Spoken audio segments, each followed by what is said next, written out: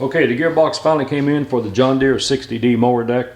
One of the problems I ran into, I called a couple of John Deere dealers, is the original part number for this gearbox years ago was a John Deere part number MIA 12567. That number has been upgraded, transitioned, superseded, whatever you want to call it, to AUC 10298.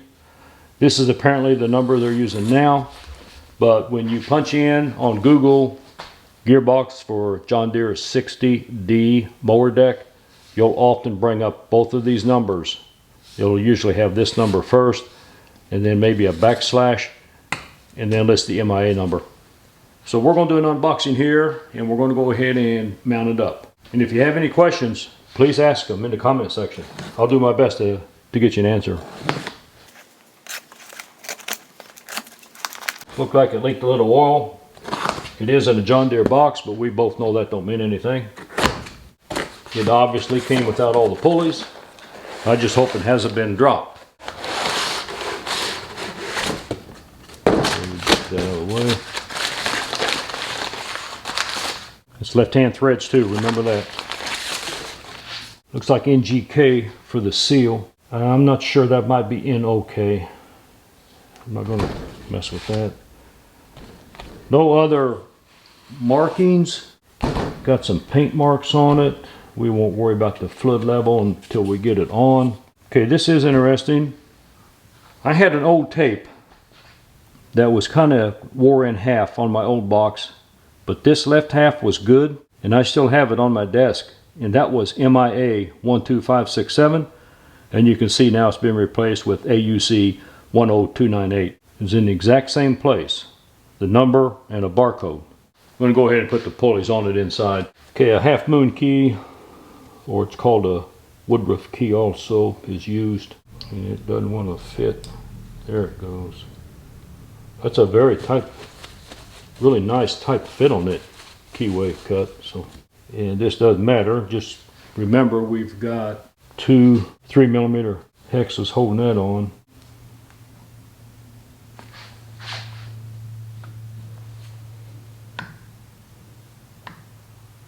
It's got a shoulder to hit on. I just want to see where it's hitting. It's bottoming out inside here first. And that's good because it leaves about a 1/16 of an inch behind it. I'm going to turn this by hand. If you remember how my gearbox turned when it had the disintegrated bearing in it. Just feels crisp, brand newish. These two Allens just go down into that groove that was on the shaft. And these two were not overly tightened. I was really surprised at how loose they were, really. But I'm going to go snug. I'm going to try to remember to keep an eye on them in the future. Of course, this box is only 4 years old, but the bolt that holds on the output pulley, make sure you can see it. It's in real good shape. There's not a bit of rust. It's got some kind of a good plating on it. You can clearly see its left-hand threads when you look at it. The inside of the pulley is in good shape, and this is just held on by a press fit. That's all you can do.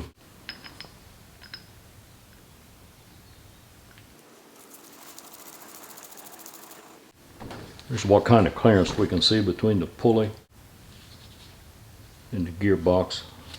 I'm going to take a quick look online to see if there's any torque specification on tightening that. Be right back. I used an electric 1/2-inch drive impact wrench to buzz this off, and it didn't take 3 or 4 slaps of the hammer. I think it might be on video. It just spun right off. I'm not going to tighten it back because I've learned from some pretty good mechanics that anytime there's bearings involved down in here. A good example is a pinion bearing on a differential. A lot of people tighten them up with impacts and let them hammer, trying to get that torque because they're high torque on a pinion bearing. This is not going to be a high torque setting. But just the hammer of that impact will beat the inner race and the balls against the outer race. Especially true on a tapered roller bearing. It will beat that and actually pit the outer bearing, the inside of the outer bearing where the race is. It can actually pit that and destroy it. So we're not going to do that. This may look funny, but I think it'll work because I'm not going for that for that degree of tightness on this. I don't really know what I'm going for. I'm just going to try to get it tight. And two, you have to remember, the engineers on this box were going counterclockwise to tighten. They thought that was what was going to be necessary to keep the mower from getting loose, to keep the bolt from coming loose on you as you mow, as you operate the deck. So I'm just going to try to get these two screwdrivers to hold it in place,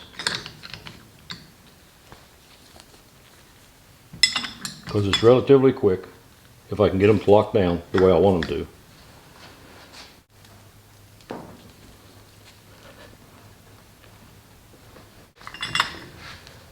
That's 18mm wrench.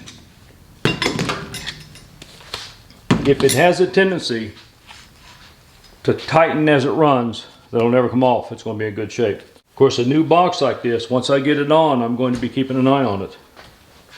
Well, once the seals, I'll see what the gap looks like. I'll put an 18mm on this nut. So just keep an eye on things. Same way with the input shaft.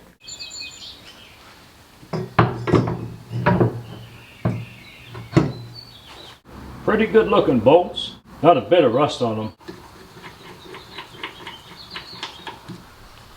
So far, it's fitting like a glove. Have two in the back, two in the front.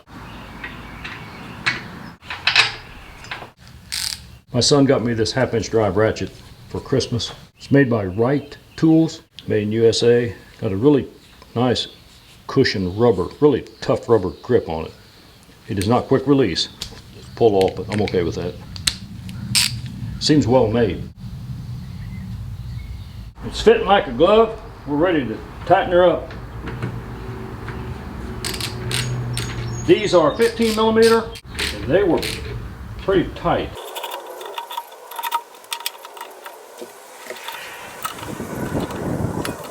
Okay, we'll check the gearbox. 5/16 Allen.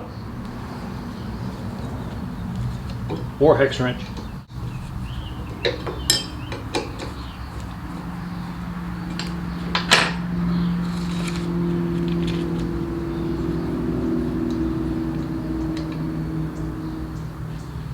Okay, we got a nice magnet on this one. We didn't have that before. It's embedded. It's embedded on that plug. We'll take a closer look at that. That impresses me.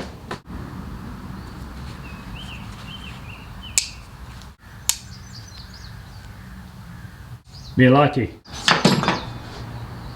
Let's see if there's any fluid in it. It may not be. Just a white bread wrapper. Good clean fluid in it. Let's see if you guys can see that drip. Here's 75W90 Amsoil.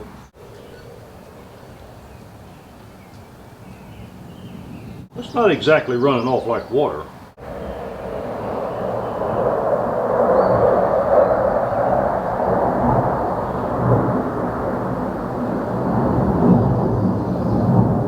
F-16s are practicing today. You gotta like that. But just for grins, we'll do the Lucas 80W90.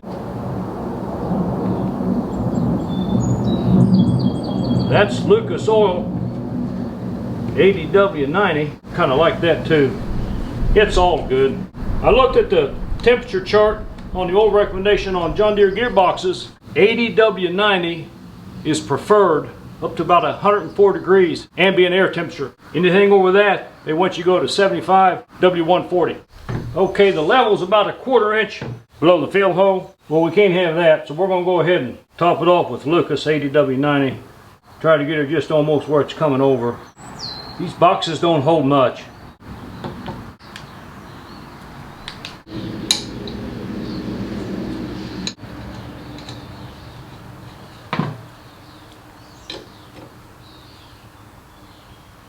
Now the old check plug, it did not have a magnet on it.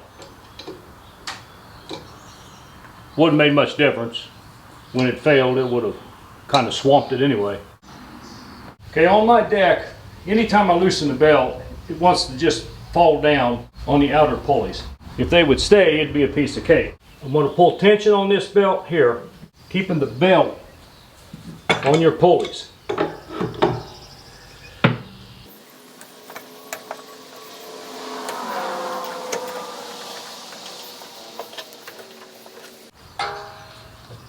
And then just kind of snaking on this one. Nowhere on my deck is there a diagram. On most automobiles and trucks, you'll always see some kind of a belt diagram for the AC belt, any of the serpentine belt systems. This deck doesn't have it, but they are on the internet. I can turn all 3 blades by hand with the input shaft. We'll run the tractor up on it, get her hooked up, we'll throw it in the grass, and if everything works right, we'll call it a success.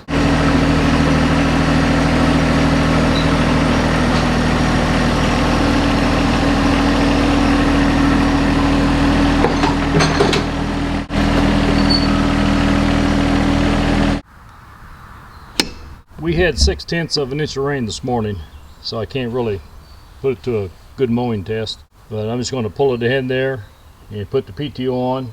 Have not tried it yet. We'll see how it goes.